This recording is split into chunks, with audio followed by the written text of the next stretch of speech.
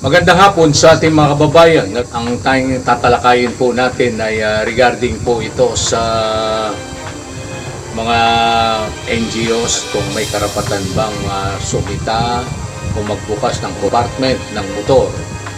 Itong mga NGOs na ito, ating mga kababayan. At alam nyo po, no, ay may nakausap po tayong pulis din at susunod na gagawin ko, ikakausapin ko yung hepe, station commander para lahat ng mga NGOs ay maunawaan at maintindihan kung ano ang karapatan nila at kung paano sila kumbaga ma-orient po sila sa in a good way, lalong-lalo na sa checkpoint ating mga kababayan. Mag-post na ka-assess lang po sila.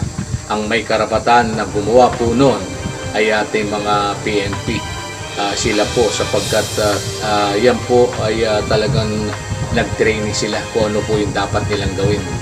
Pero itong ating mga NGOs ay malaki ang ambag nyo dahil nakakatulong kayo, pero mas maganda, pabayaan nyo na lang yung ating mga kapulisan na sumita, hindi po kayo.